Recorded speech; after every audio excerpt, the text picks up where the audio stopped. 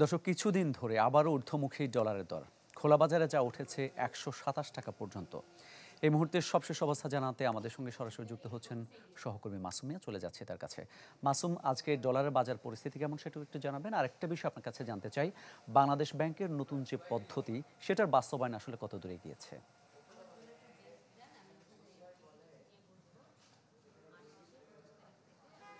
মামুন, প্রথমেই শুরু করতে চাই আসলে নগদ ডলার অর্থাৎ ক্যাশ ডলার, যে ডলার দিয়ে মানুষ সাধারণত সঙ্গে নিয়ে ভ্রমণে যায়, চিকিৎসা ব্যয় যায় বা চিকিৎসা খরচে যায়।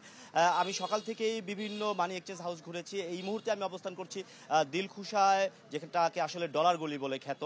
সেখানে অবস্থান করেছি। সকাল থেকে আমরা আসলে দেখেছি যে ক্রেতা এবং বিক্রেতাদের যে খুব বেশি আনাগোনা সেটা কিন্তু নেই, কিন্তু ডলার হাউসগুলোতে কিন্তু যেই ডলারের মূল্য সেটা কিন্তু উচ্চ মূল্য হাঁকাচ্ছে। অর্থাৎ আপনি বলছিলেন ২৭ টাকা, আসলে এইটা আমি এখানে আজকে যে এই মার্কেটের যে দর তা হচ্ছে ১২৭ টাকা ৫০ পয়সা দরেও কিন্তু ডলার কিনতে হয়েছে গ্রাহকদের।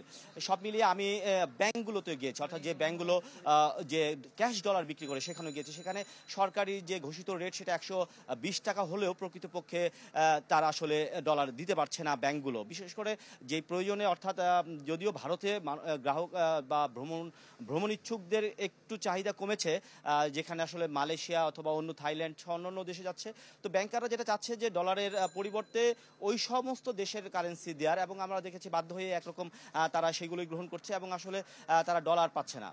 সব মিলিয়ে আমরা এই বাজারে অবস্থান করেছি। এই বাজারে আমরা বিভিন্ন ক্রেতা বিক্রেতাদের সাথে কথা বলেছি, বিশেষ করে বিক্রেতাদের কথা বলেছি। এখানকার যারা সমিতি আছে, অর্থাৎ যারা এখানকার যারা নেতৃত্ব দেয় তাদের সাথে কথা বলেছি।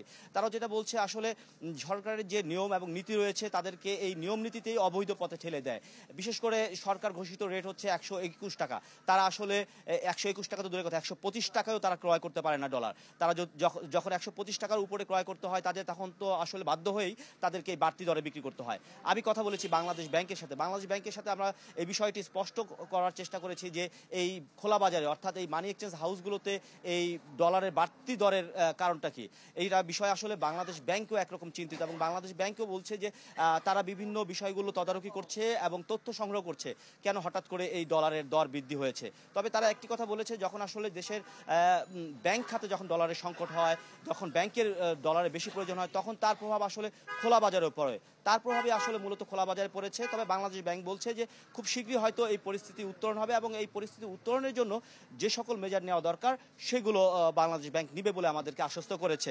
আরেকটি বিষয়, আপনি নতুন ক্রলিং প্যাকের যে পদ্ধতির কথা বলেছেন, সেই বিষয়ে আমি আজকেও খোঁজ নিয়েছি। এখন আসলে এই যে সার্কুলারটা, যে নির্দেশনাটা, এটা এখনো চূড়ান্ত হয়নি। তবে খুব শীঘ্রই এরকম একটি নির্দেশনা বাংলাদেশ ব্যাংক প্রকাশ করবে বলে তারা জানিয়েছে। তো মামুন, ধন্যবাদ আপনাকে। রাজধানী মতিঝিল থেকে যুক্ত হয়েছিলেন সহকর্মী মাসুম মিয়া, জানাচ্ছিলেন ডলারের দর সম্পর্কে।